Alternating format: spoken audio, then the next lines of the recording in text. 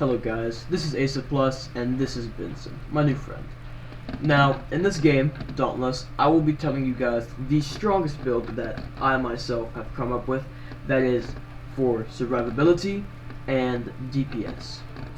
This build I do have on Aether Strikers, however this build should work with pretty much any weapon. Now, as to not waste any more of your time, I'm going to be telling you guys exactly what's going to be going on today and getting right into the action. So first I will be explaining to you guys the build, how it works, and then I'm going to be going into an escalation to show you guys the build in action. Now, starting off with the first perk on the list, we have Catalyst. Now, if you do not have a lot of rams, which is this game's currency, I would not recommend using Catalyst, because Catalyst requires you using tonics, and tonics can be very expensive if you do not have the means to supply rams. Now, the best way to get rams, in my opinion, would probably be through doing quests or something like that. So if you have a lot of quests, start doing them, because you can get a lot of rams that way from certain quests. Now, what Catalyst does, as I'm sure you know, is it increases tonic effectiveness and increases the tonic duration, which will actually yield you more, I guess, money in return, since, you know, your tonics are lasting longer. So, that's very, very useful. Then we have Cunning. Cunning increases your critical strike chance by 10% and gives you 30% critical strike damage. Cunning is very, very good for Pulse, because every 5th hit allows you to have a critical strike. Since Aether Strikers specifically hit a lot very, very quickly, they can get a lot of value from crit perks extremely quickly, which will allow for extreme burst DPS. Now, pairing this with Pulse increases your crit chance by about 25-30%, something around that. So 30% critical strike chance plus 30% plus 15% strike damage, which is a total of 45% critical strike damage, is very, very strong and will boost your DPS by probably around 30%. Overpower increases your damage versus Staggered Behemoths at +6. That buff is at 40%. This perk is extremely useful, especially against stuff that does a lot of, what is it called again? Stagger damage. Sorry. Stagger damage. If you do a lot of stagger damage with your weapons, this is extremely good because you're going to get some staggers, and it also counts if you break apart. So this perk will be activating very often, and it is very, very useful and increases your DPS very often, and by quite a bit. Tough, although it might not seem useful to DPS, it will increase another part of this build, and that will actually help you. So the part that I'm talking about is increasing the amount of times you can use Revenant. Getting on that later, we're going to move on to our last two perks. Assassin's Frenzy and Molten are going to allow your weapon to attack a lot faster. This does increase your burst DPS and just DPS in general. However, the main purpose of this is to pretty much increase survivability. Now, it might sound dumb, however, attacking faster allows you to be out of the striking animation, or I guess attacking animation, a lot more often, and it makes it end quicker, meaning that you can dodge a lot earlier and sooner than you normally would. This is extremely useful if you're playing Axe. It is extremely useful if you're playing Hammer, and anything that's super slow is very useful for this. Warpike can also use it very, very well, but it's not as needed. However, these two perks I would definitely recommend to use in this build, because, let's be honest, sometimes it's hard to dodge because you're in the striking animation. Now, moving on to the rest of our build, we're going to be covering the weapon, the lantern, and our Omnicell. I'm going to explain why we're using each one. Revenant, Umbral Impact, I'm sure you guys already know how it works, but if you don't, I will explain it for you. You sacrifice up to 500 health, so if you have 500 health available, for every 100 health lost, you will create a Void Tendril. This deals 700 damage, however, it is increased by all of these perks if they increase your damage. So, it can also count as a critical strike, I'm pretty sure. So, this will actually activate all of your perks and increase your damage. So, this perk is extremely good for DPS, or I guess Omnicell, not perk. Now, this ties in with our perk Tough. The reason why it ties in with our perk Tough is because it increases your health. Now, on top of this, it gives you a passive ability of 2% lifesteal, and each orb that it creates after sacrificing 100 of your health actually increases your damage by about 5%. So if you're hitting most of your tendrils, you can get around a 20% buff or 25% buff just for using your Omnicell. 25% buff for damage is a lot. And considering that you can use this Omnicell up to 3 times with Tough, you're going to be looking at a lot of DPS. Now, given that this DPS will build up over time, if you kill your behemoth before then, it's not as useful, but then again, you're still killing the behemoth beforehand. So, this is a very, very good DPS Omnicell. However, if Revenant isn't your style and you like keeping your health, you can run Discipline. If you're going to run Discipline, I'd recommend swapping out Tough for something else, unless you like the survivability of Tough. Now, moving on to our Skarn's Defiance. Pretty obvious, it just gives you shield, and this shield in turn allows you to survive better. So if you use all 3 of your Omnicell activations, which will leave you at around 40 health, depending on what you have in your Slayer's node, or Slayer's path, then this will increase your survivability and essentially give you 600 extra health occasionally. So this is definitely recommended, and also does a little bit of DPS. 2,500 for 10 seconds. It's not that good, but it's something. Okay. As for the armor, you're going to want to go with Tough on the Skull Forge. You're going to want to go for Pulse on Thrax's Shadow. You're going to want to go for Time Weave Gauntlets with Pulse. You're going to want to go with Time Weave Leggings with Overpower. Then, as for your strikers, or sword, or any other weapon that you're using, you're definitely going to want to use the Chaos and Entropy, or whatever other version it's called. For example, for the Warpike, it's called the Spire of Dawn, or Millennium Sin, actually.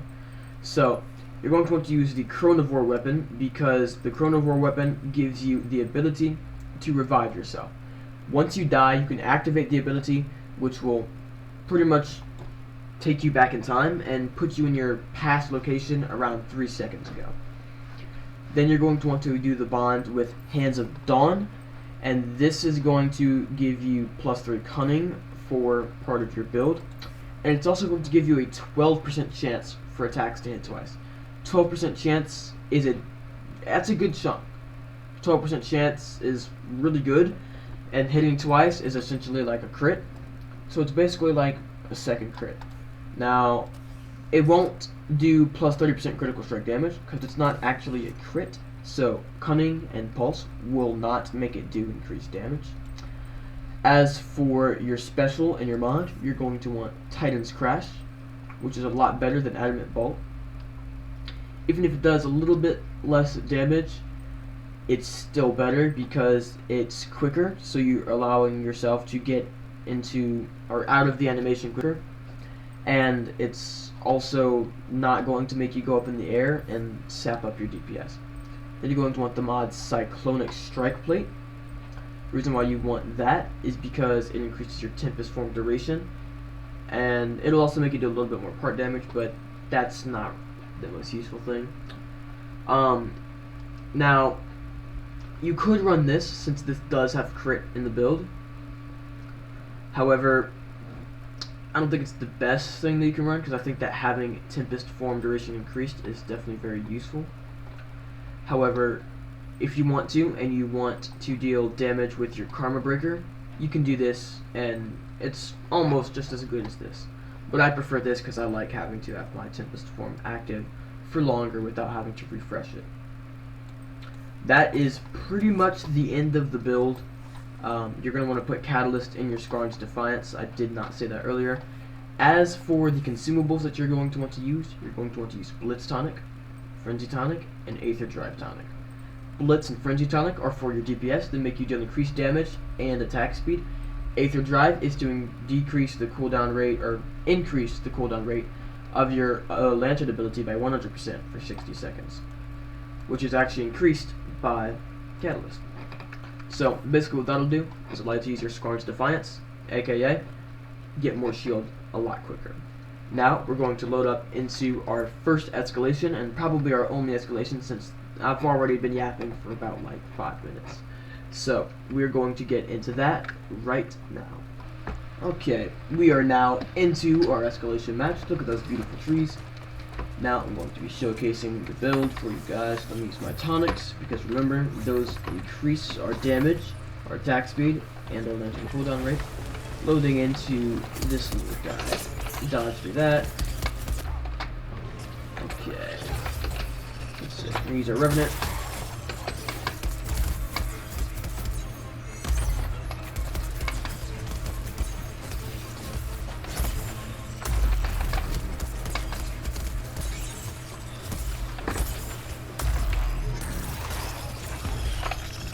Look at that. Only got 2% danger meter. So as you can see, this is some crazy DPS, and we don't even have amplifiers yet. So once we use all these crystals, we're gonna be getting insane DPS. Okay, let's see. This is a good one. This is also a good one. We're gonna do. Let's do this one. I like that one. Okay. Let's get over here. By the way, if you guys did not know already, this actually increases your speed for a little bit, so for an escalation, you're trying to do it quickly. No, we'll take those. Now, let's see what we got here. We have a Scar. Oh, I tried to dodge that, but my time was still off.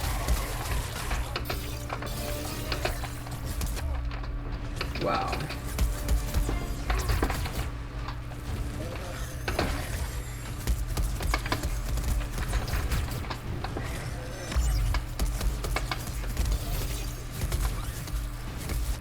I did not mean to stun him, but we're going to take advantage of this.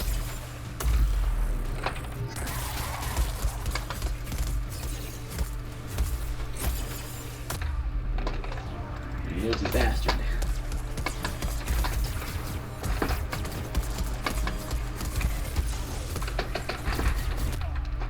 Still hit me, man.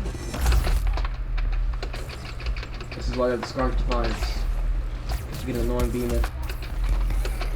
This has to be a really strong combo. My things have ran out. Wow, nice! I'm so glad I brought that amplifier.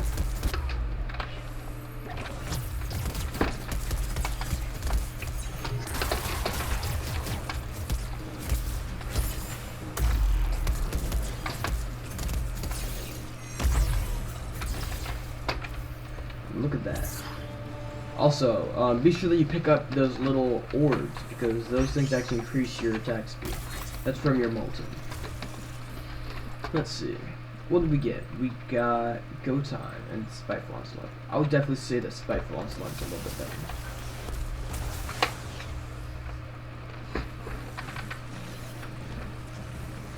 Got a Kosai, Heroic. Okay.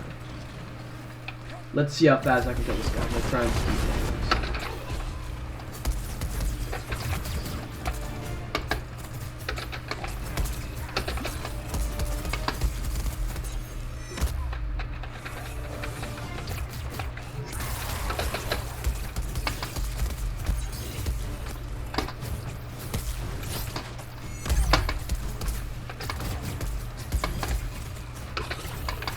Cracky hitbox is just so worth it. That was fast.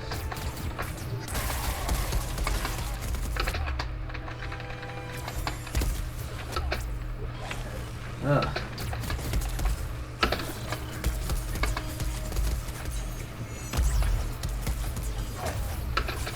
Okay, here we go. We're getting somewhere.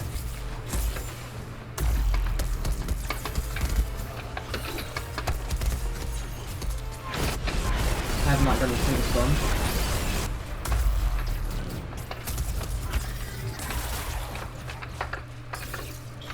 We did not get a single stun the entire time. That's one thing that I would just different about this game. You should be able to get a stun once they reach half health or something, but sometimes it's just hard to get a stun on any single thing. This is extremely good. This one, always get that one. That one is extremely insane.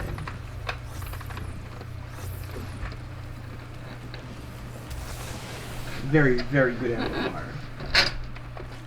Moving on to two, I would say pretty easy behemoths. Let's go. Make sure I can up a little bit.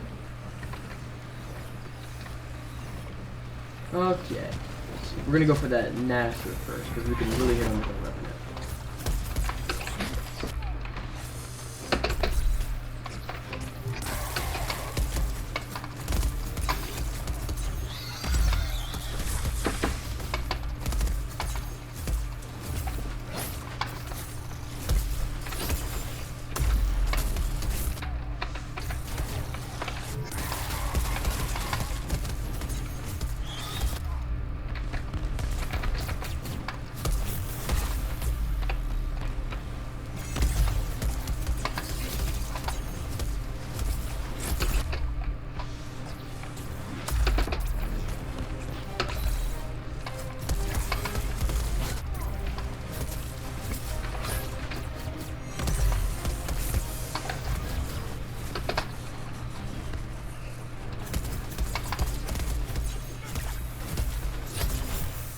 Done.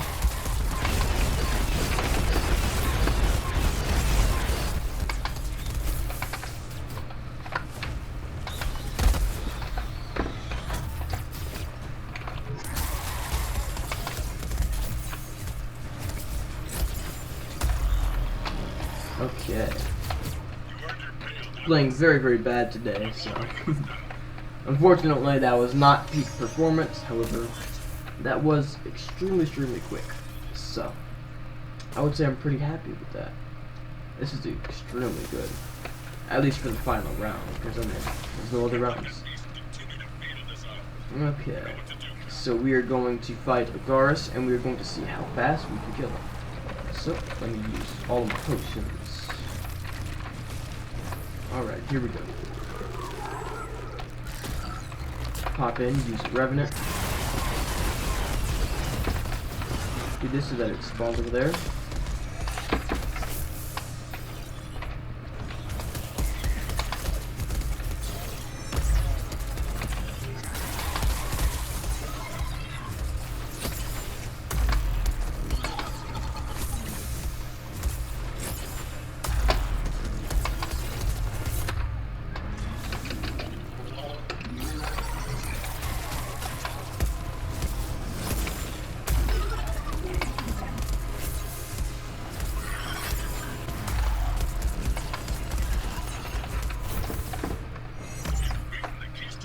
There we go. Let's see how much time that took. Yeah, as you can see, the DPS on this thing can get pretty insane. I mean, you can get a lot of DPS, especially once you get your stagger. So, yeah, that was extremely fun. Hopefully you guys enjoy the build. Hopefully it works very well for you guys. This build does require a little bit of skill, because I was clearly not showing a lot of skill. If you do not dodge correctly, it can be hard for you to get your first stagger or your first part break, and you could die pretty quickly, especially if you're not leveled. But if you're leveled, it's extremely good, and even if you're not, and you just, you know, really know what you're doing, it's a really good build. It's great for DPS, and it has decent survivability, especially with the fact that you can revive yourself back to full health with the Chaos of Entropy ability, or the Chronivore ability. So any Chronivore weapon allows you to revive yourself once you press the button that activates your legendary ability. So hopefully you guys have a beautiful day. This is probably my second YouTube video, so I don't quite have the YouTube voice, as they say. You know, I'm not quite fluent with talking to myself. It's kind of weird. But yeah, hopefully you guys have a great day. See ya.